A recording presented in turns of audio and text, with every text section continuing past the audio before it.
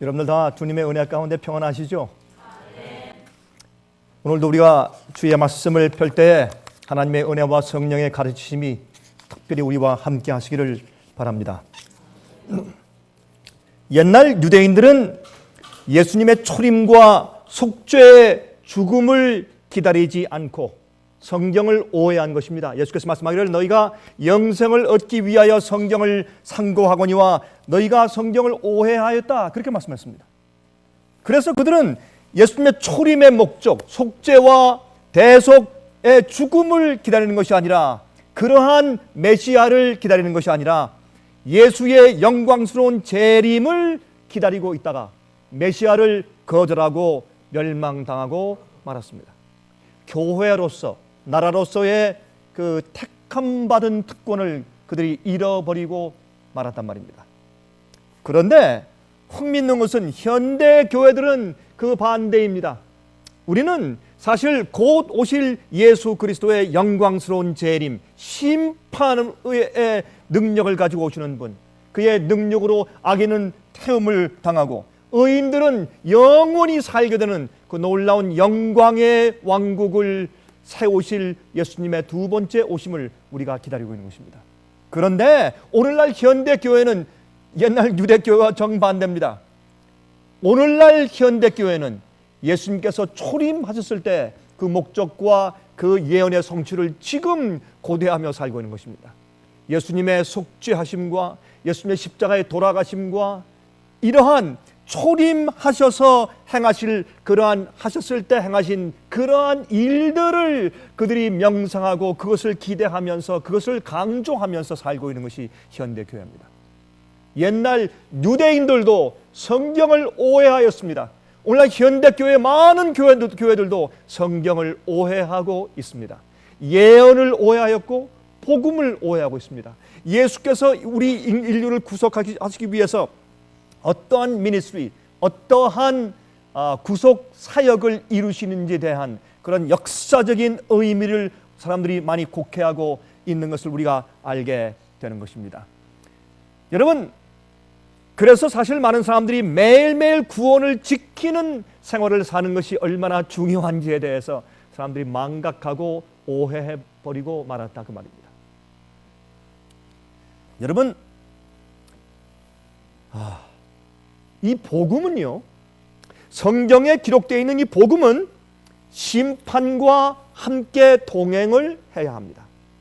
아니, 어떤 의미에서 동행을 시켜야 합니다. 심판과 복음은 같이 가는 것인데 심판과 복음을 잘라버리면 문제가 생기는 것입니다.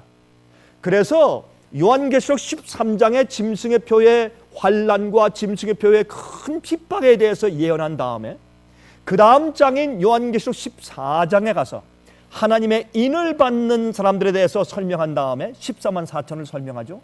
그 다음에 마지막 시대 하나님께서 자비의 은혜로 마지막 시대 주님께서 자비의 은혜의 경고를 전파하는 세 가지 진리에 대해서 외치시면서 거기에 첫 번째 진리에 무슨 말씀을 하시느냐면 이 세상에는 온 나라와 족속과 방언과 백성에게 전할 영원한 복음을 가졌더라 라고 설명을 하는 것입니다. 근데 천사가 그 복음을 가지고 하늘에 날아가요. 여러분이시여, 그 진리와 기별을 듣기 위해서 자꾸 하늘을 쳐다보지 마시기 바랍니다. 천사가 날아가면서 그렇게 소리를 지르는 일은 전혀 일어나지 않을 것이기 때문에 그렇습니다. 그 천사는 하나님의 백성들을 상징합니다. 요한계시록 1장을 보면 하나님의 교회의 사자들을 성경은 원어에 안겔로스, 천사라고 표현했습니다. 주님의 기별과 진리를 가지고 전파로 나가는 자들은 사실은 천사의 일을 하는 것입니다. 왜 그렇습니까? 천사는 구원받을 자들을 위해서 택함받은 부리는 종이라고 그랬어요. 여러분, 우리도 하나님의 은혜 가운데서 주님의 백성들을 구해내기 위해서, 믿지 않는 자들에게 복음을 가져가기 위해서 우리가 진리를 가지고 나아가는 그런 기별자 종들이 된다면 우리도 천사들의 일을 하는 것이 아닙니까? 그러므로 천사가 날아가는 것은 마지막 시대 이 진리를 이해하고 참된 영원한 복음을 깨닫고서 세상을 구원하기 위해서 외치는 하나님 백성들을 상징하는 것입니다. 그런데 그 영원한 복음을 가지고 있는데 그 복음을 설명할 때 하나님을 두려워하고 그에게 영광을 돌리라. 이는 그렇게 하라. 왜? 마지막 시대 이는 그 이유는 심판하는 시간이 이르렀음이니 영어로 is come이에요. 왔다 올 것이다가 아니에요. 지금 이르러 와 있어요. 다시 말해서 그것은 무슨 말인가 하면 마지막 시대에 영원한 복음, 제가 늘상 말씀드리지만 영원한 복음의 영원이라는 뜻은 변하지 않는단 말입니다. 복음, 옛날부터 지금까지 절대로 변한 적이 없는 끊임없이 똑같이 진행되고 있는 그 복음, 변주된 복음 말고 타협된 복음 말고 반쪽짜리 복음 말고 똑바른 복음을 전파해야 할 텐데 이것은 예수님께서 천국 복음이 모든 민족에게 증거되기 위하여 온 세상에 전파되리니 그제야 끝이 오리라고 말씀하신 그 천국 복음 말입니다.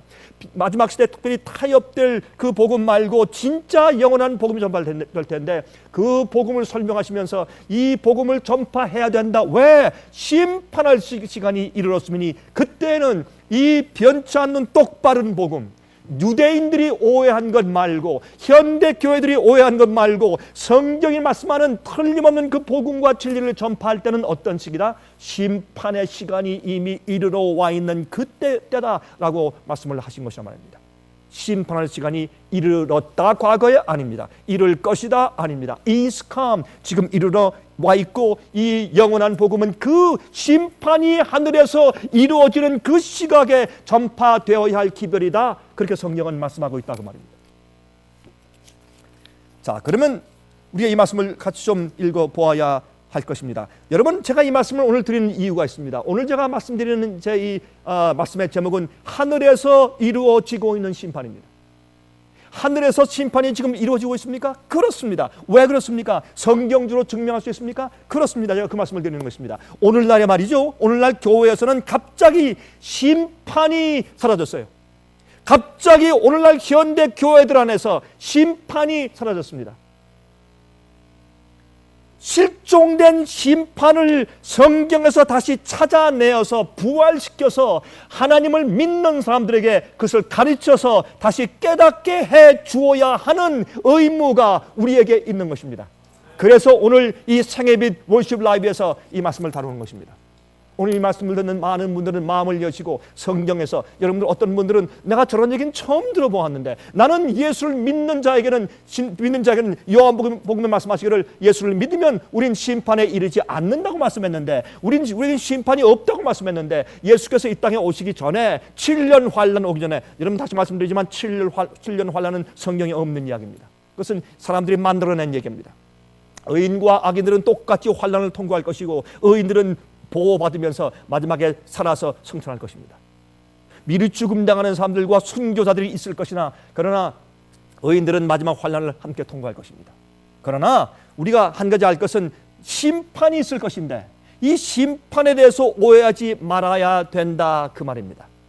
자, 그러면 우리의 이 말씀을 성경을 좀 읽으면서 함께 우리 살펴보도록 하겠습니다. 먼저 우리 마태복음 25장에 있는 열처녀의 비유, 우리 그리스도인들 하면 열처녀의 비유 다 잘 아시지 않습니까? 우리 그 말씀을 펴서 먼저 좀 읽어보도록 하겠습니다. 마태복음 25장 1절부터 12절까지 있는 말씀을 읽겠습니다. 실종된 이 성경이 가르치는 심판을 우리가 다시 찾아내서 부활시켜서 가르쳐 줘야 합니다.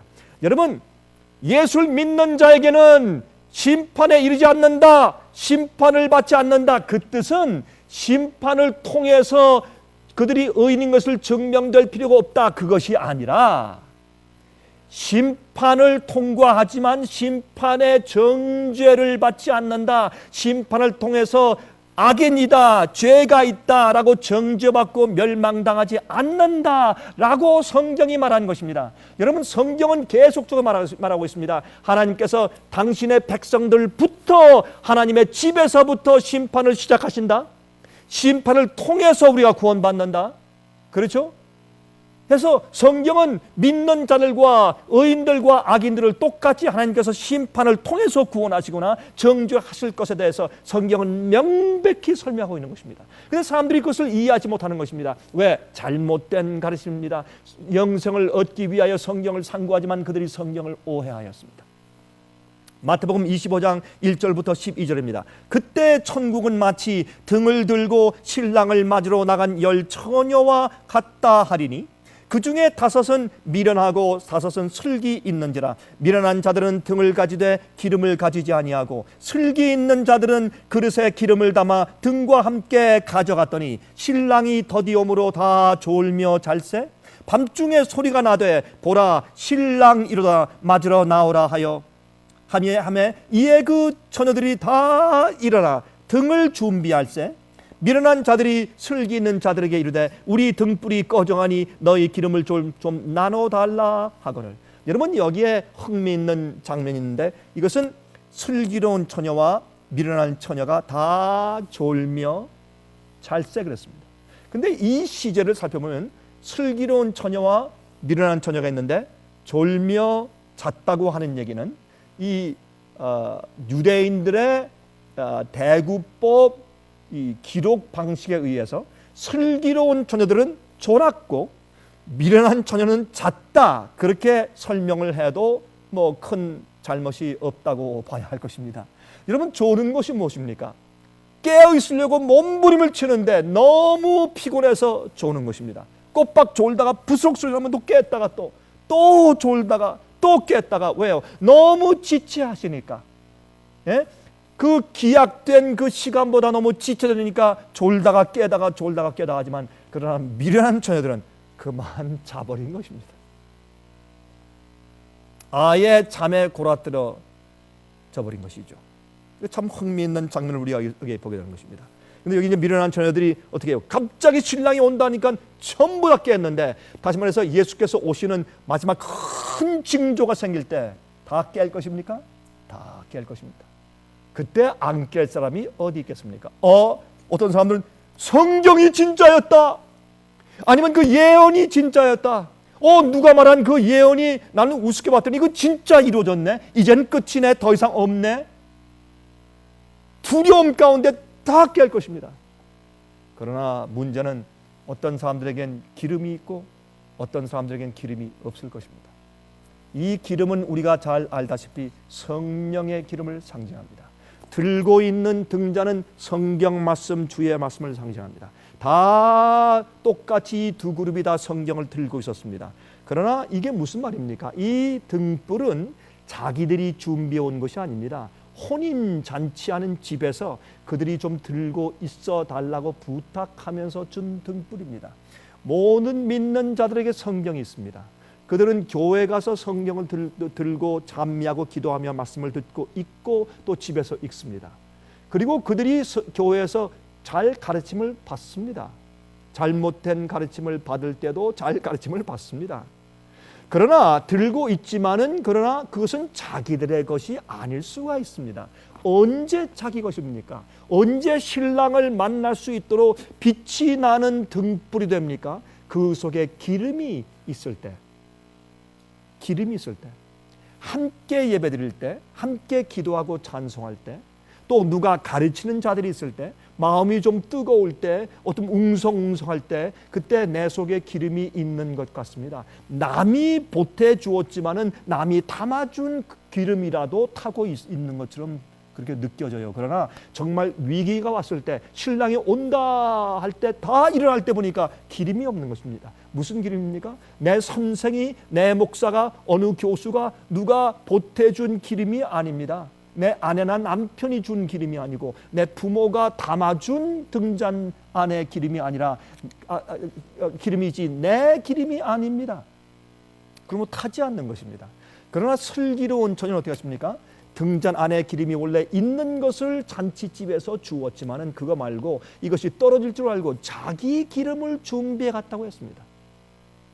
자기가 그 허리춤에 자기 기름을 가지고 준비해 갔다고 그랬습니다. 여기에 4절 보면 슬기 있는 자들은 그릇에 기름을 담아 등과 함께 가져갔더니, 그렇게 말씀한 것을 우리가 성경에서 보아야 할 것입니다. 그래서 슬기 있는 자들이 자기 등불이 껴지니까 막상 이것을 위해 준비하고 섰는데 막상 그때가 오자 기름이 없는 것을 깨닫게 되었습니다. 그들이 옆에 있는 자들에게 제발 좀 기름을 나눠달라고 할 때 그들이 어떻게 말했습니까? 9절 슬기 있는 자들이 대답하여 가로되 우리와 너희의 쓰기에 다 부족할까 하노라 하노니 차라리 파는 자들에게 가서 너희 쓸 것을 사라 하니 그 기름은 나눠줄 수 없는 것이 그것은 개인적으로 경험하는 성령의 은혜의 역사이기 때문에 그러합니다. 말씀을 이해하고 깨닫는 개인적인 성령의 가르침이기 때문에 그것은 남에게 나눠줄 수 없는 것입니다. 어떤 땐 남들이 이해 못할 때 우리 복통이 터지죠. 가슴을 치죠. 그러나 아무리 해도 설득할 수 없는 겁니다. 이해가 안 되는 것입니다. 그럼 어떻게 합니까? 손을 씻고 지나가야죠. 저는 요즘에 제가 이 전도자들을 제가 양성하는 제가 일들을 자주 하게 됐는데 이전 어떤 이 마지막 시대에 어떤 말씀을 가르쳐야 하느냐, 어떻게 가르쳐야 하느냐, 가르칠 때 우리 태도가 어때야 되느냐, 말씀을 전할 때 어떤 식으로 말해야 가장 설득력이 있을까, 예? 이런 것을 제가 가르칩니다. 왜요? 많은 사람들이 진리는 이해한다고 해도 막상 진리를 전할 때 그 훈련이 없기 때문에 주저하거나 아니면 현명하거나 지혜롭지 못할 수가 있으니까 제가 그 일을 하려고 해서 굉장히 많이 애를 씁니다. 여러분 그럴 때 제가 그런 얘기를 해주지만은 정말 이 우리가 준비해온 그때가 다다르자 그때 가서 갑자기 내 속에 없는 것을 발견합니다. 내 속에 정말 주어야 할 능력이 없는 것을 발견합니다. 이것은 절망적입니다. 이것이 바로 이 미련한 처녀의 형편입니다. 10절에 저희가 살아간 동안에 신랑이 오므로 예비하였던 자들은 함께 혼인잔치에 들어가고 문은 닫힌지라. 문은 닫힌지라. 여러분 이게 무슨 말인지 아십니까? 옛날에 유대인들의 혼인 예식의 풍습은 이러합니다. 신랑과 신부가 신랑 집에서 결혼 예식을 합니다. 그리고 그 예식이 끝나면 신부 집으로 오는 것입니다. 신부 집으로 오는데 사실은 혼인 잔치를 위해서 오는 것입니다. 올 때에 그때에 이 들러리들이 신랑과 신부가 오는 그 행렬을 기다리고 있는데 여기에 있는 말씀은 사실은 아주 그 행렬이 늦게 밤중 늦게 오는 것으로 예수께서 비유하신 것입니다. 예수께서 이 땅에 하늘에서 혼인 예식을 치르시고 제일 잘 들으십시오. 어린 양의 혼인 예식을 하늘에서 치르시고 이 땅의 혼인 잔치를 시작하기 위해서 이 땅에 와서 의인들을 데리고 올라가시면서 어린 양의 혼인 잔치가 시작이 되는 것입니다. 그렇게 하기 위해서 예수님께서 이제 지체하시고 더디 오실 것을 상징하는 그런 입장에서 이 비유를 말씀해 주신 것이죠. 자, 그런데 여기 10절 보세요. 그러면 저희가 살아간 동안에 미련한 처녀들이 기름을 사러 시장에 간 동안에 신랑이 오므로 예비하였던 자들은 함께 혼인 잔치에 들어가고 문은 닫힌지라.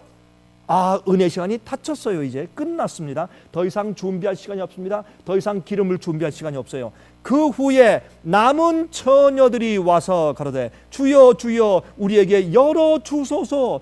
대답하여 가로되 진실로 너희에게 이르노니 내가 너희를 알지 못하노라 하였느니라. 아주 심각한 얘기입니다. 여러분 마태복음 7장에 보시면은 거기에 말씀하기를 주여 주여 하는 자마다 다 천국에 들어갈 것이 아니라 하늘에 계신 내 아버지의 뜻대로 하는 자라야 천국에 들어간다. 그렇게 말씀을 하셨죠. 그 뒤에 또 말씀하기를 주께서 오실 때 주님 나를 모르십니까? 내가 주의 이름으로 귀신을 쫓고 능력을 행했고 내가 주의 이름으로 방언을 했고 내가 주의 이름으로 귀신을 쫓았고 내가 주의 이름으로 병자를 고쳤고 내가 주의 이름으로 회당에서 교회에서 가르쳤습니다. 나를 모르십니까? 불법을 행하는 자들아 내가 너희를 도무지 알지 못하니 내게서 떠나가라. 그런 아주 슬픈 이야기가 예수님의 비유 가운데 기록된 것을 우리가 보게 됩니다. 여기도 참 아주 마음이 먹먹해지고 참 슬픈 그런 이야기가 여기에 기록된 것을 볼 수가 있습니다. 자, 여기서 이 말씀을 하고 또 지나가십시다. 여기에 열 처녀는 신랑의 신부가 아닙니다. 신랑의 신부가 아니라 혼인 예식에 참여하는 사람들이고 들러리들입니다. 그렇죠? 여기에 신부와 들러리는 차이가 있는 것을 여기에 볼 수 있어요. 성경에는 우리가 예수님의 아내로 표상되었으나 이렇게 실제적으로 말씀하실 때 마지막 시대의 예언에 이루어질 사건과 이제 맞물려서 우리를 표상하실 때 예수님께서는 자주 우리를 혼인 예식에 참석하는 하객으로 표현하시고 그렇게 상징하신 것을 우리가 깨닫고 알아야 할 것입니다.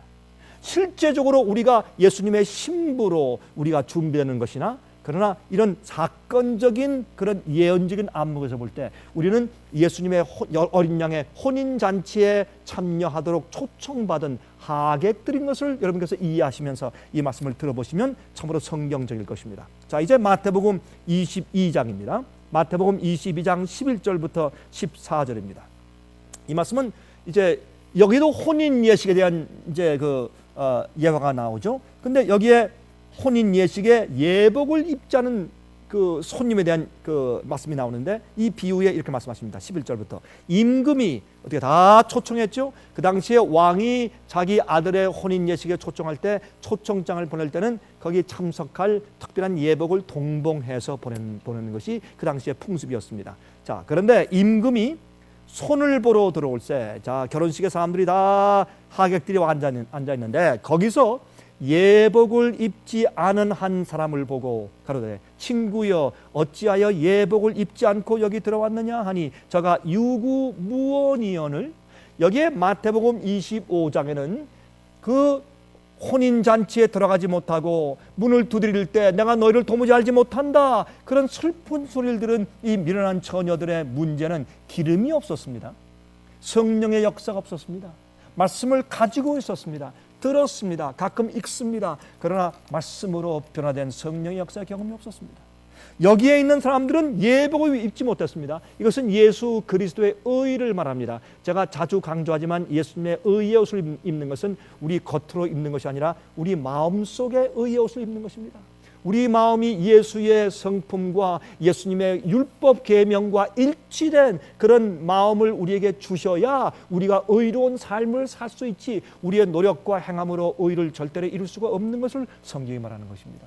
그래서 율법 이외에 다른 한 의를 주셨는데 이렇게 말하니까 많은 사람들 그러므로 믿음으로만 구원받는다. 우리는 의롭게 살 수 없다. 믿음으로 은혜로 다 구원받는 것이지 라고 결론 짓지만은 또 심지어 좀 더 나은 사람들은 우리가 의롭게 살려고 애를 써야 된다. 성화되는 거 좋지. 그러나 그것이 우리의 구원의 조건은 아니다. 이렇게 말하는 것입니다.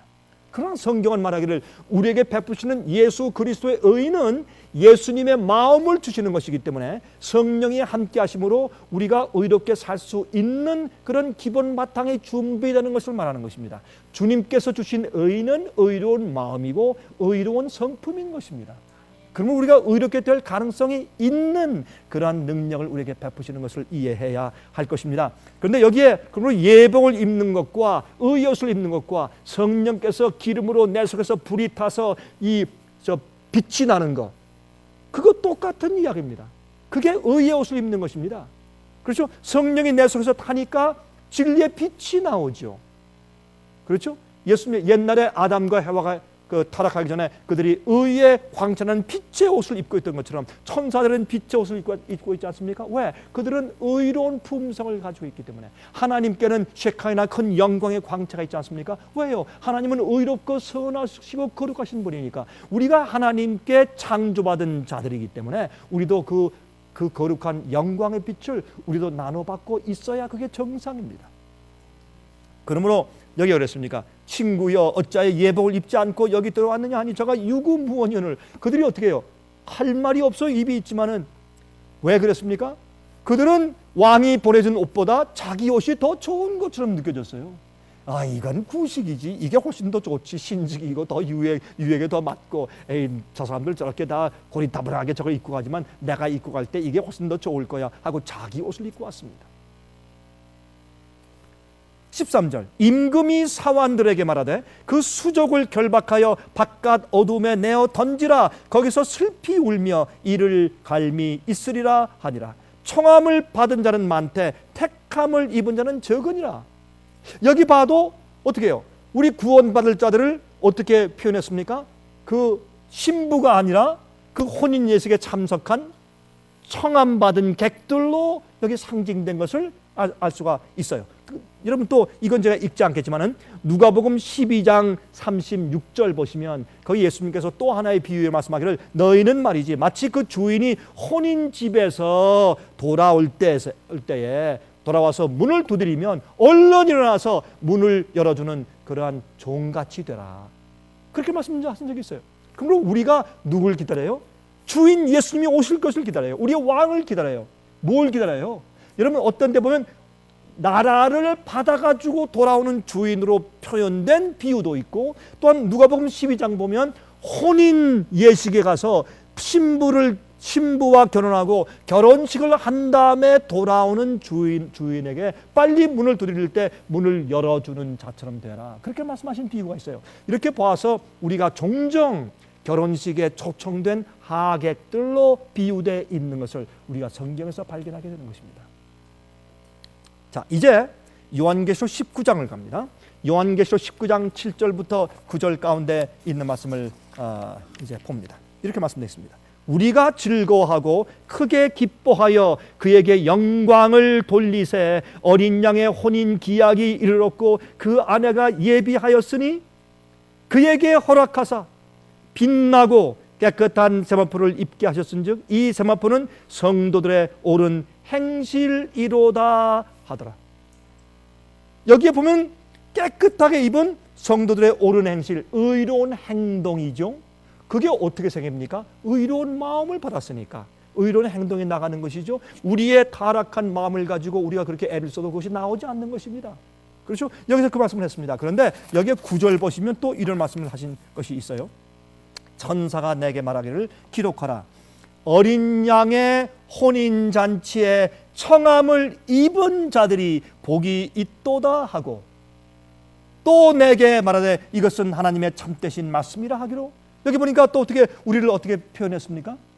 우리를 어린 양의 혼인잔치에 청함을 입은 자들로 표현됐다고 말입니다. 하객들이죠. 그렇죠? 우리가 이것을 성경적으로 쭉 살펴볼 때 우리가 이해할 수 있단 말입니다. 여러분 제가 늘 말씀을 드리지만 우리가 어떤 성경 교리를 우리가 만들고 교리를 우리가 확정 지을 때 성경 한 절, 두 절 가지고 만들면 안 됩니다. 성경 전체의 이 내용과 그다음에 띠임을 가지고 연구해서 어떤 교리를 확립해야지 어떤 표현 한 가지에 우리가 연연하고 거기에 매달리면 안 되는 것입니다. 이 성경 전체를 볼 때 하나님께서 우리를 어떻게 어떤 이 하객들로 표현한 것이 상징하신 것이 무슨 뜻인지 우리가 점점 더 이해하게 된단 말입니다. 그러면 자, 이런 각도에서 하나님께서 그러면 이 어린 양 예수님과 함께 결혼하는 신부 단수 the bride, 그 신부가 누구냐 말입니다. 누구와 혼인을 하시기 때문에 혼인 잔치에 혼인을 끝내시고 잔치를 하러 우리를 데리러 오신다, 그렇게 말씀했느냐 말입니다. 그렇죠? 우리 그것을 이해하기 위해서 요한계시록 21장을 갑니다. 요한계시록 21장 1절과 2절 그리고 9절부터 12절까지 있는 말씀을 읽습니다. 이 말씀은 성경절들은 스크린에 올라오지 않을 것입니다. 그러나 성경절이 기록되어 있으니까 여러분 이 방송을 통해서 저희와 함께 예배드리시는 분들은 지금 그 성경을 좀 펴시기 바랍니다. 요한계시록 21장 1절과 2절 그리고 9절부터 12절까지 있는 말씀을 읽겠습니다. 또 내가 새 하늘과 새 땅을 보니 처음 하늘과 처음 땅이 없어졌고 바다도 다시 있지 않더라. 이것을 보니까 예수께서 재림하셨습니다. 그리고 천년기 역사가 끝났습니다. 그 다음에 이 땅에 바다가 과거 있던 것이 다 없어지고 새 하늘과 새 땅이 되었습니다. 그렇죠? 예수님께서 새로운 땅을 창조해 주셨습니다. 그 이후에 2절 보세요. 또 내가 보매 거룩한 성 새 예루살렘이 하나님께로부터 하늘에서 내려오니 그 예비한 것이 신부가 남편을 위하여 단장한 것 같더라. 언제 내려옵니까? 천년기 이후에 내려옵니다. 예수께서 이 땅에 재림하시기 전에 옵니까? 아닙니다. 그 이후에 옵니다. 이후 언제? 천년기가 차고 그 이후에 온다고 성경은 말씀하고 있는 것입니다. 요한계시록 20장에 보면 천년이 참에 그랬습니다. 천년이 참에. 하늘에서 예루살렘 성전이 내려온다. 그렇게 요한계시록 20장 중간쯤 보면 거기 이렇게 설명되어 있는 것을 우리가 볼 수가 있습니다. 그럼 지금 읽은 것은 요한계시록 21장이지만 말이죠. 그래서 우리가 이것을 시제적으로 시간적으로 분명히 알게 됩니다. 9절부터 읽습니다. 7 대접을 가지고 마지막 7 재앙을 담은 7 천사 중 하나가 나와서 내게 말하여 그러되 이리 오라, 내가 신부 곧 어린 양의 아내를 내게 보이리라 하고 성령으로 나를 데리고 크고 높은 산으로 올라가 하나님께로부터 하늘에서 내려오는 거룩한 성 예루살렘을 보이니. 여기 설명되어 있잖아요. 드디어 마지막에 예수님 어린 양이 혼인 예식을 치르는 진짜 신부가 누군지가 여기에 성경에 기록되어 있는데 무엇입니까? 새 예루살렘 성전입니다. 왜 그렇습니까? 그 성전 주위에 12대문이 있는데 그것은 12지파의 이름이 기록되어 있고 기초석엔 12사도들의 이름이 기록되어 있습니다. 하나님께서 택하시고 세우신 하나님의 교회입니다. 하나님의 이스라엘입니다. 육신적인 이스라엘 백성들이 아니라 영적인 이스라엘 백성들입니다. 여기에 대한 오해가 너무나 많이 있습니다. 교회들에. 여러분 제발 좀 깨어나서 여러분 성경에 있는 말씀을 올바로 보시게 되길 제가 부탁합니다. 자꾸 말이죠. 뭐 7년 환란, 7년 환란. 어떤 사람들은 예수님께서 오시기 전에 복천년이 미리 이르러 온다. 또 어떤 사람들은 말이죠. 마지막 시대 7년 환란 동안에 말이죠. 그 전에 믿는 자들은 다 비밀중으로 다 올라간다.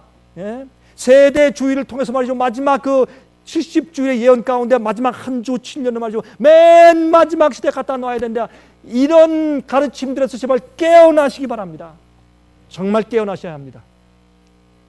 많은 분들이 저와 함께 이 문제에 대해서 이메일로 저와 논쟁을 하려고 애를 써요. 저와 만나면 그런 얘기를 합니다. 그 질문을 합니다.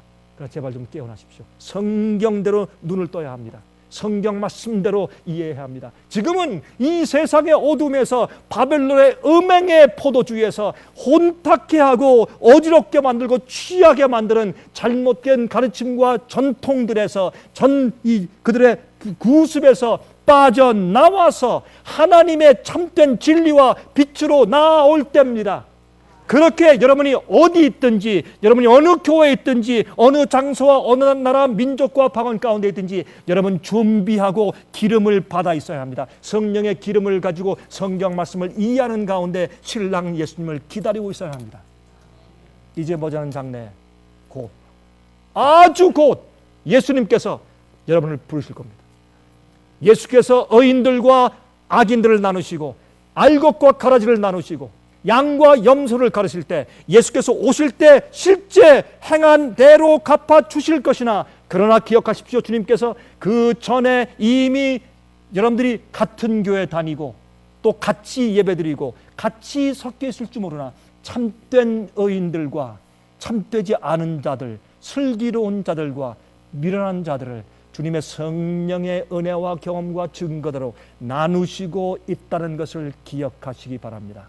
그러므로 주님께서 마지막에 짐승의 표의 큰 환란을 통해서 주의 백성을 나누실 것입니다.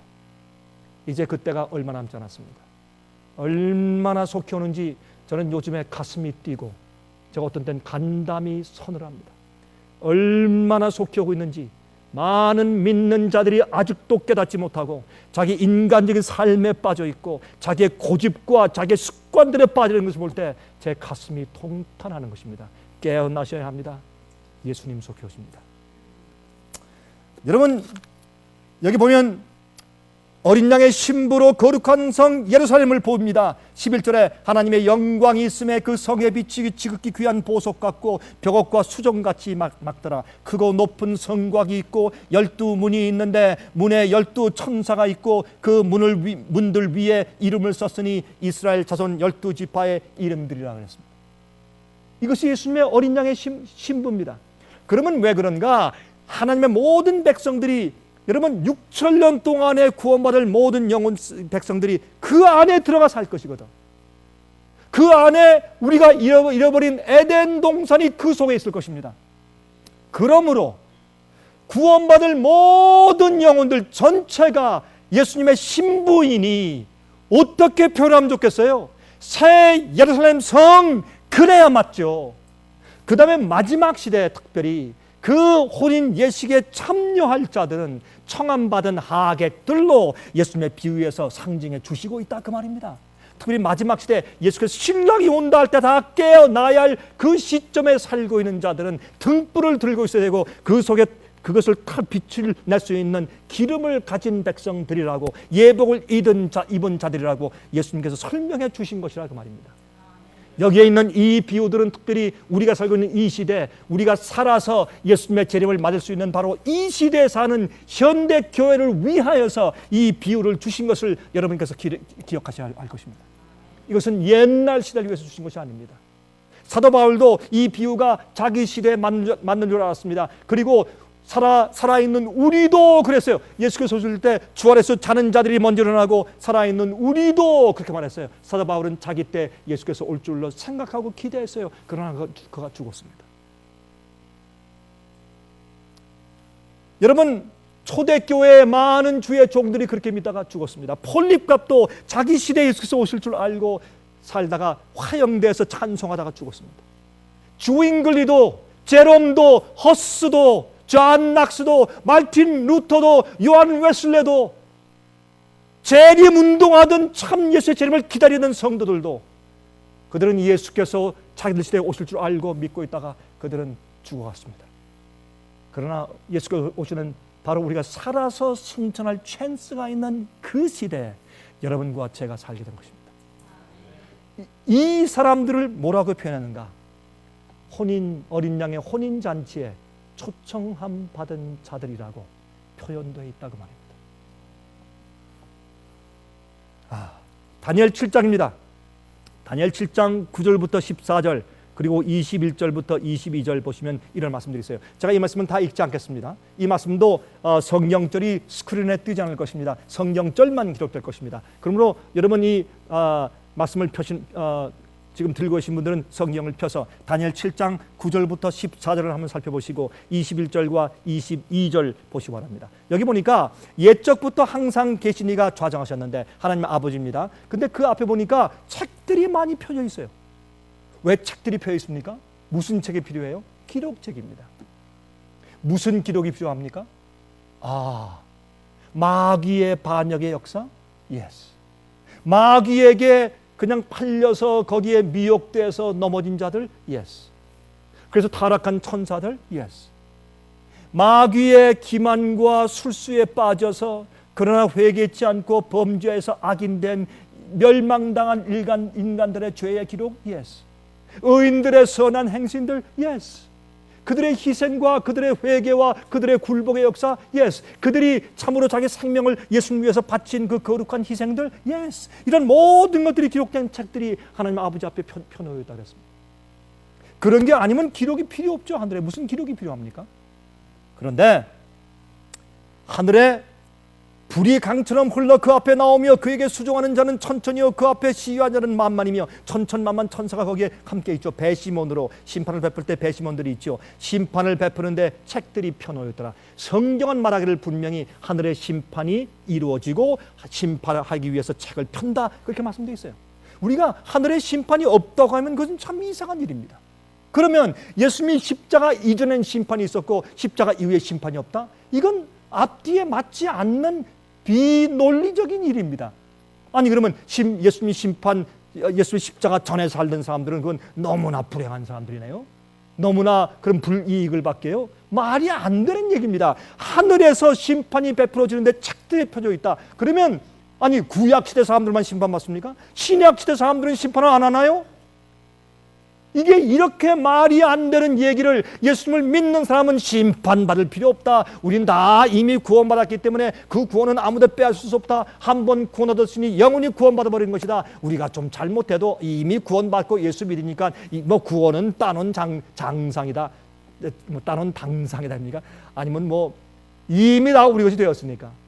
이런 불합리스러운 가르침이 세상에 어디 있냐 말입니다. 그들이 성경을 알지만 성경을 오해했다 그 말입니다. 우린 성경에 있는 심판을 우리가 다시 꺼내와서 사람들을 가르쳐야 할 것입니다. 그것이 현대 진리를 위해서 애쓰는 주의 백성들이 되는 일입니다. 자, 그런데 거기서 누굴 심판합니까? 짐승을 심판해요. 작은 뿔을 심판해요. 주의 백성들을 핍박하고 진리를 땅에 던지고 짓밟고 그 백성들을 죽인 그 세력이 왜 그런 일을 했으며 그들이 한 일이 얼마나 악한 것인지, 주의 백성들이 얼마나 억울하게 죽어갔는지 주님께서 모르시는 것 같죠? 어떤 때 주의 백성들이 심판받을 때, 그들이 무고히 고소를 당하고 비난받고 정죄받고 감옥에 갈 때, 그들이 무고하게 이제 칼로 목을 침을 당하고 화형대에서 불에 태워 죽음을 당할 때, 사람들은 이럴 수가 있는가, 하나님이 무심하시다, 도대체 하나님이 살아계시고 보시는가 아시는가, 그렇게 하고 우리 마음이 답답하지만 그러나 하나님께서 여기 말씀하기를 심판이 있다, 하늘에서 심판이 진행 중이다, 내가 책을 편다, 이 세상의 모든 일들이 이 책 위에 기록되어 있다, 걱정하지 말아라, 내가 안다, 내가 본다, 그렇게 말씀하시는 것입니다. 심판은 성경이 말씀하는 것인 것을 우리가 알 수 있습니다. 그런데 그 작은 뿔의 세력도 주님께서 심판하신다고 말씀되어 있습니다. 13절에 내가 또 밤 이상 중에 보았는데 인자 같은 이가 하늘 구름을 타고 와서 옛적부터 항상 계신 자에게 나와 그 앞에 인도되매 그에게 권세와 영광과 나라를 주고 모든 백성과 나라들과 각 방언하는 자로 그를 섬기게 하였으니 그 권세는 영원한 권세라 옮기지 아니할 것이요 그 나라는 패하지 아니할 것이니라. 여기 보니까 예수님께서 드디어 빼앗긴 우리의 죄악으로 사람들의 이 만물의 영장으로 이 땅의 권세를 주었는데 우리가 범죄함으로 마귀에게 넘겨줘 빼앗긴 이 나라와 땅을 도로 주님께서 찾으십니다. 무엇을 통해서? 심판을 통해서. 예수님께서 어떻게 해요? 앞으로 가시는데 저는 처음에 젊을 때 이 말씀을 읽을 때 저는 예수께서 이 땅에 오시는 것으로 생각했어요. 그렇게 제가 어둡고 몰랐어요. 근데 보니까 그게 아니라 예수님께서 아버지 앞으로 나아가시는 것을, 영광의 구름을 타고 아버지 앞에 나아가시는 것을 볼 때 이게 아니구나, 이 땅으로 오시는 것이 아니라 아버지 앞에 나가서 심판하시면서 책을 펴시는구나, 그런 걸 보니까 이것은 분명히 어떤 때 예수께서 이 땅에 오셔서 십자가에 돌아가시고 부활하고 승천하고 올라가신 다음에 이 지구상을 심판할 심판장이 되시고 모든 죄인들을 심판하고 그들의 입장에서 살아보시고 그들을 채울하시는 분, 그런 분이 되신 다음에 책을 펴시는 것을 우리가 합리적으로 이해하게 돼요. 그렇죠? 자, 그래서 이 땅을 도로 우리를 위해서 찾으시는데 21절 보시면 내가 본즉 이 뿔이 성도들로 더불어 싸워 이기었더니, 22절 옛적부터 항상 계신 자가 와서 지극히 높으신 자의 성도를 위하여 신원하셨고, 신원이 뭐예요? 변호하시고 심판해 주시고 재판해 주시고, 이 의인들을 위한 재판과 심판은 무엇입니까? 우리를 구원하시고 우리의 무죄함을 드러내 주시기 위한 심판입니다. 우리를 정죄하기 위한 심판이 아닙니다. 악인들을 위한 것은 정죄하는 심판이지만, 그래서 예수를 믿는 자들은 그 정죄하는 심판에 빠지지 않는다고 요한복음에 말씀하신 것입니다. 그러나 우리는 심판을 받아야 합니다. 우리의 억울함을 풀어주셔야 합니다. 우리가 죄가 많고 부족하지만은, 여러분이시여, 우리가 하늘 올라갔는데 저 자가 어떻게 하늘에 왔어? 깜짝 놀랄 것입니다. 여러분, 예? 이사야가요, 하늘에 올라가면 깜짝 놀랄 일이 있을 것이에요. 안 그렇겠어요? 나를 죽이고 나를 톱질해 죽인 자들이 어떻게 여기 와 있느냐? 바울도, 스데반이 하늘에 올라가서 사도 바울을 만날 때 얼마나 기절촉풍하겠어요? 그가 주여 이 죄를 저들에게 돌리지 마십시오 하고 죽었는데, 그 다음에 눈을 뜨니까 부활의 아침이고 하늘에 올라가 보니까 사도 바울이 걸어오는데 얼굴이 환하게, 자기가 죽을 때 천사 같은 얼굴이었는데 오는데 보니까 바울이 얼굴이 천사 같아. 얼마나 놀랄 것이요. 감사하겠지만 도대체 어떻게 된 노릇이요? 사울이요. 이제부터 내 이름이 사울이 아니요 바울이요. 언제 당신 이름이 바꿨어? 쭉 설명할 때 두 사람은 눈물을 흘리며 얼싸안고 울지 않겠습니까? 그런 설명이 필요해요. 심판이 필요해요. 책에 기록하는 것이 필요하단 말입니다. 성경은 그렇게 우리 설명하고 있는 것을 우리가 볼 수 있어요. 옛적부터 항상 계신 자가 와서 지극히 높으신 자의 성도를 위하여 신원하셨고 때가 이름에 성도가 나라를 얻었더라.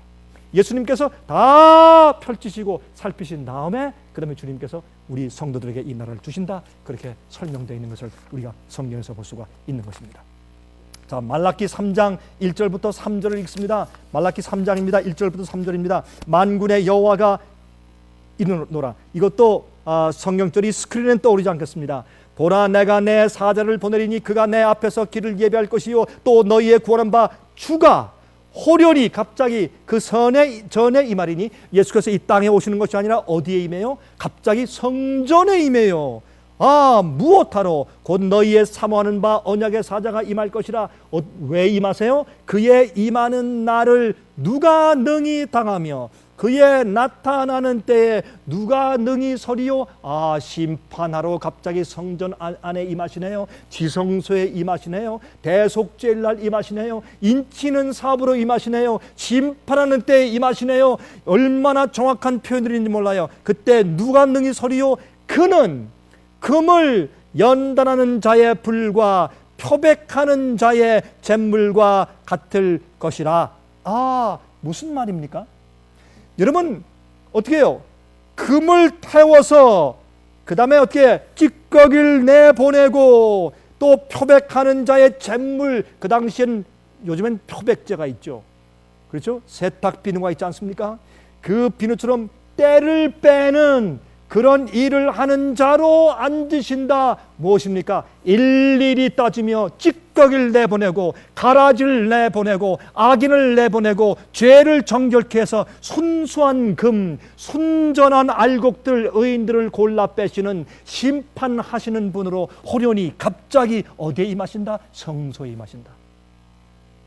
이렇게 기록되어 있는 것을 우리가 성경에서 읽게 되는 것입니다. 자, 그가 은을 연단하여 깨끗게 하는 자같이 앉아서 레위 자손을 깨끗게 하되 금은같이 그들을 연단하리니 그들이 의로운 제물을 나 여호와께 드릴 것이라. 여러분, 은을 녹이게 하기 위해서는 가장 뜨거운 불이 필요합니다. 굉장히 뜨거운 불로 은을 녹여야 합니다. 가장 철저하게 녹여서 심판해서 의로운 자를 골라 빼시는 것입니다. 그리고 그들이 회개한 것을 깨닫게 하시고 그들이 범죄하였지만 주 앞에 굴복한 것을 알게 하시면서 이들은 영원히 살 자격에 있는 의인들이라고 주님께서 신원하여 주시는 것입니다. 그 심판을 통과해서 우리가 의롭다고 우리가 이렇게 은혜를 받고 의롭다고 선포를 당하고 우리가 구원에 들어가게 된다, 그 말입니다. 하나님은 의로우신 분이시고 공의로우신 분이십니다. 마태복음 13장 47절 48절에 말씀하기를 또 천국은 마치 바다에 치고 각종 물고기를 모으는 그물과 같으니 그물에 가득함에 물가로 끌어내고 앉아서 좋은 것은 그릇에 담고 못된 것은 내어버리느니라. 그물로 다 몰아오죠. 초청은 다 받죠. 부르심은 받죠. 그러나 청함은 받지만은 택함 받는 자는 적다 그랬습니다. 좋은 고기와 나쁜 고기를 골라내는 것처럼 주님께서 심판하시고 구원 얻을 자들과 구원 얻지 못할 자들 주님께서 구별하시는데 그 일을 어떻게 해요? 비밀리 하시는 것이 아니라 하늘에서 공개적으로 천천만만 천사들이 다 보는 앞에서, 마귀도 보는 앞에서 주님께서 아무도 주님께 도전할 수 없도록 펴시고 책을 펴서 심판하신다고 성경은 기록하셨다, 그 말입니다. 마태복음 16장 27절입니다. 인자가 아버지의 영광으로 그 천사들과 함께 오리니 그때 각 사람의 행한 대로 갚을 것이라. 예수께서 오실 때 우리가 행한 대로 산 그대로 보상하시고 갚아줄 것이다. 그렇다면 그것을 어떻게 하든지 주님께서 심판하시는 일이 먼저 선제해야 되지 않을까요? 자, 요한계시록 22장 11절과 12절입니다. 불의를 하는 자는 그대로 불의를 하고 더러운 자는 그대로 더럽고 의로운 자는 그대로 의를 행하고 거룩한 자는 그대로 거룩되게 하라. 보라, 내가 속히 오리니 내가 줄 상이 내게 있어 각 사람에게 그의 일한 대로 갚아주리라.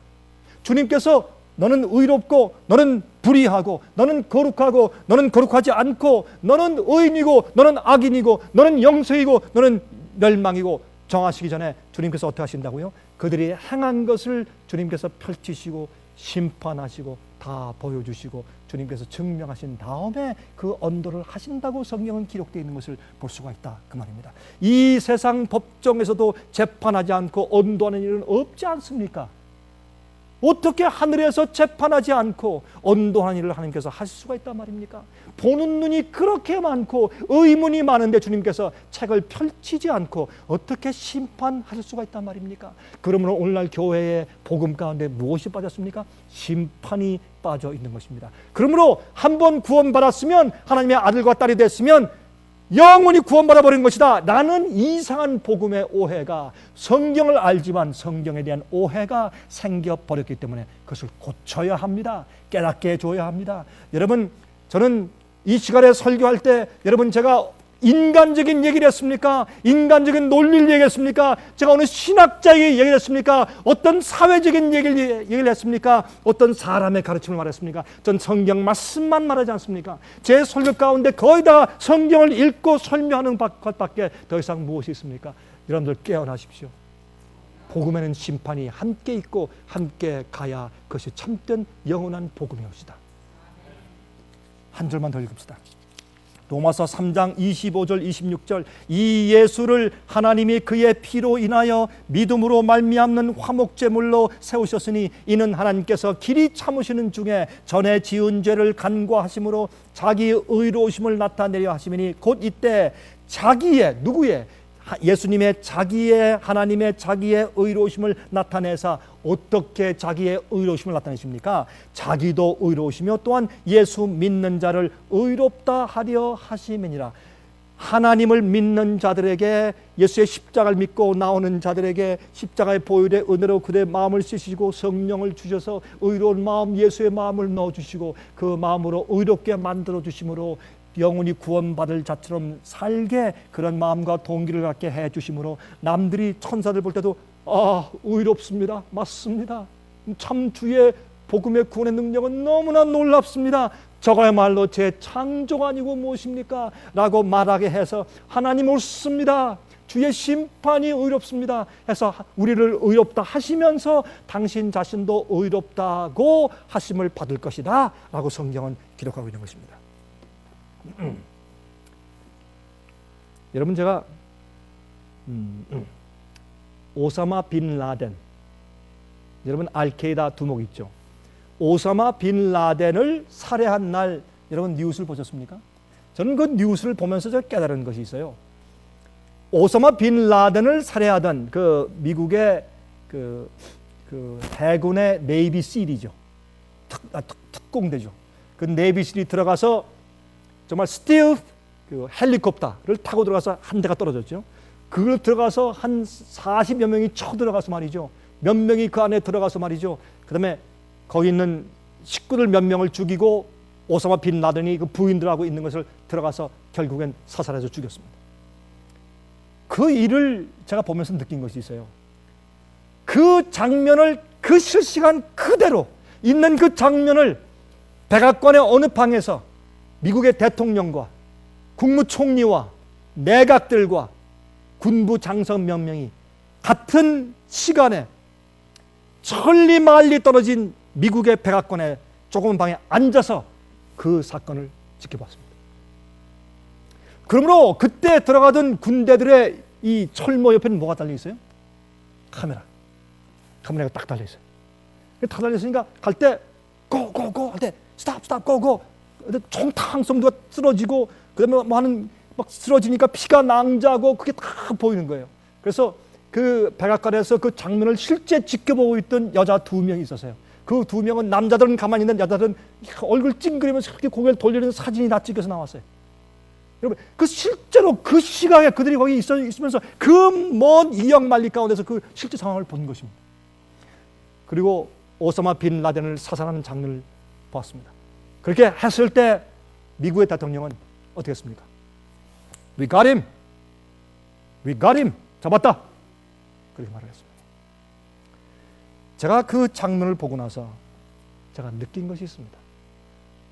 인간이 만들어내놓은 최근의 발명품들은 발명이 아니라 발견이죠. 그렇죠? 하나님의 창조의 신비를 발견해 놓은 것입니다. 그러면 테크놀로지가 뭐냐? 기술은 뭐냐면 우리가 발견한 것을 우리 생활에 응용해서 사용하는 것이 그게 기술이죠. 발명보다 발견이죠. 그렇다면 천사들은 어떠할까? 천사들이 진짜 펜을 가지고 책을 가지고 막 쓸까? 그러면 대학 노트북을 엄청나게 갖다 사다가 대야 되겠네. 그리고 볼펜을 뭐 수만 개, 수백만 개 갖다 대줘야 되겠네요. 뭐 무슨 백만 개면 수백억 개가 있어야 되겠네. 볼펜들을 계속 볼펜 떨어졌어요. 그럼 이게 말이 되는 얘기입니까? 뭐에 어떻게 기록한단 말이에요? 천사들의 모든 눈이 카메라일까요? 그럴 것입니다. 여러분 비행기를 타고 가시면은 그 국내 비행기는 안 그런 데가 많지만 외국을 하는 비행기는 앞좌석 그 뒷판에 전부 다 뭐가 달려 있습니까? TV 스크린이 달려 있죠. 거기 뭐가 봅니까? 영상들이 보이죠. 하늘에 모든 천천만만의 천사들과 우주의 거민들이 있다면 그들이 다 이렇게 거기서 볼 때 그들이 있는 곳에 각자가 다 볼 수 있는 개인 그런 스크린들이 앞에 다 보일까요? 그것도 스크린이 아니고 TV 모니터 같은 거 필요 없고 공중에 생기는 어떤 그런 영상들이 다 있을까요? 우리 지금 인간들도 이렇게 하는데 하늘에서 어떠한 놀라운 과학적인 일들이 있을까요? 상상해 보십시오. 그러면 여러분 요새 CCTV는 어떻게 해요? 1년 365일 동안 24시간 계속 한 장소를 찍어대는 그런 그 녹화가 다 되죠. 어떤 사건이 생기면 그때 몇 월 며칠 날 딱 가서 틀어가지고 그때 누가 지나간다 딱 보고서 경찰들이 살피지 않습니까? 하늘은 어떨까요? 우리의 모든 삶이 그렇게 녹화되고 있을까요? 그래서 성경에는 두루마리 책에 기록된다고 표현하지 않았을까요? 우리의 말과 행동과 우리의 동기와 우리의 모든 표정들과 뒤에서 쑥덕거리는 모든 일들이 하늘에 기록되게 천사들의 그 카메라 안경을 통해서 전부 다 혹시 기록되고 있는 것은 아닐까요? 그때의 마귀는 하나하나 전부 다 드러내서 자, 이 장면을 좀 보시겠습니다. 여러분 제가요 미국에 있는 그 법정에 한번 가보니까 그때 교통사고 때문에 제가 한번 갔는데 제 잘못이 아니거든요. 근데 가서 가니까 한 번은 그러더라고요. 그 판사 하는 얘기가 당신 변호사 대동했어? 그래서 아닙니다. 혼자 왔습니다. 그랬더니 You better get yourself an attorney. 안 그러면 당신이 뒤집었을 수도 있어. 가서 변호사 데려와. 이렇게 저를 도와주더라고요. 그 판사가. 우리는 하늘에 올라갈 때 우리의 대제사장 되시고 중보자이신 예수님과 함께 가는 것이 얼마나 다행입니까? 얼마나 감사합니까? 우리를 아시고 우리를 중보하시고 우리를 신원해 주실 대제사장 변호사 예수님이 우리 곁에 계시니 얼마나 감사하냐 말이에요. 억울한 자는요 심판날이 오기를 고대해요. 그러나 죄가 있는 자는 심판날이 오는 것을 두려워하는 것입니다. 예수께서 우리와 함께 들어가는 것이죠. 마귀는요, 여러분 법정 가서 검사 보세요. 여러분 검사가 소리 지르면서 감정적으로 고소하면요, 이 배심원들이요 피해자를 갖다가 고소당한 사람들 갖다가 뭐라 그래요? 고소당한 사람들 어큐저를 뭐라 그러죠? 플레인팁 말고 피고자를 오히려 동정해요. 이 검사가 길이 뛰고 고소하면 검사는 아주 냉정하고 그 팩트만 탁탁 전하면서 탁 보여주고 굉장히 냉정해요. 마귀가 와서 길길이 뛰고 우리를 고소하는 거 같죠? 안 그래요. 마귀는요 발장을 딱 끼고 천사들이요, 우주요, 그리고 하나님 한번 보실까요? 하나님께서 이 사람을 구원해 가는 것이 얼마나 불합리한 일인지, 얼마나 의롭지 못한 일인지 한번 보시겠습니까? 아주 차분차분하게 우리가 범죄하고 잘못한 것을 그때마다 녹화된 것을 다 펴서 그는 고소하지 않을까요? 그때 주님께서 분명히 어떤 재료를 가지고 있어야 합니까? 우리의 회개, 진정한 회개. 그냥 기도원 가서 울고분고 몇 번 한 거 그거 말고 진실된 회개, 죄에서 돌이킨 것, 죄를 버린 것, 연약하여 실수하였은 적, 하나님을 사랑한 흔적들, 증거들, 목숨을 내 바칠지언정 주님과의 의리는 버리지 아니하고 주의 계명을 범하지 않을 우리의 성품이 천사의 카메라에 찍혀 있어야 할 것이 아닙니까? 그게 의인들의 증명이 아닐까요? 주님께서 심판 때 그것을 가지고 우리를 변호하시고 신원해 주지 않으시겠습니까? 제가 최근에 일본에 가서 또 말씀을 드렸지 않습니까? 제가 처음에 일본에 갔을 때 일본에 대지진과 쓰나미가 나기 3일 전에 제가 한국으로 돌아갔거든요. 집회를 하고. 근데 저는 그 몰랐지만 그렇게 얘기했습니다. 여러분들 이 일본에 전도할 수 있는 큰 기회가 한번 올 겁니다. 하나님께서 이 일본에 큰 재난을 한번 일으키실 겁니다. 그때 여러분들이 이 일본이 그렇게 전도 안 되는 이 일본 사람들에게 마지막으로 전할 수 있는 최후의 기회가 생길 것입니다. 깨어나시고 전도해야 합니다. 그렇게 얘기하고 왔어요. 3일 후에 터졌어요. 마치 제가 예언한 것처럼 돼버렸어요. 제가 전혀 그런 뜻은 아닌데 제가 뭘 압니까? 무슨 예언을 해? 제가 뭐 선지자입니까? 무슨 예언을 해? 그런 다음에 많은 사람들이 깜짝 놀랐어요.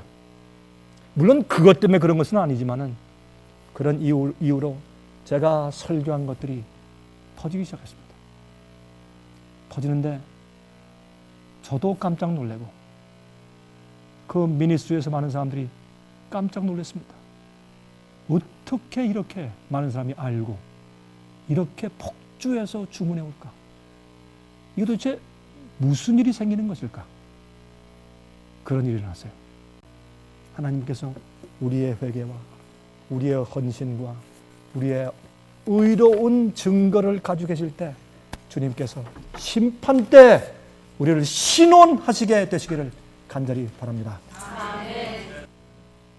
하늘에 계신 우리 아버지, 우리가 의지 없어서 손들고 나아갑니다. 하나님 우리 박대하시면 우린 정말 갈 곳 없습니다. 아버지시여 저희를 불쌍히 여기시되 의로운 마음을 주심으로 불쌍히 여기시고 우리가 참으로 심판대 앞을 지날 때에 하나님께서 우리를 위해 변호하실 수 있는 증거를 충분히 주는 삶을 살도록 저희를 긍휼히 여기시며 또한 저희를 모든 위험에서 지켜 주시옵소서. 주님이시여 정말 진실되게 성경을 깨닫고자 하는 자들에게 참된 복음을 알게 하시옵소서. 살아계신 예수 그리스도의 귀하신 이름으로 간절히 기도합니다. 아멘.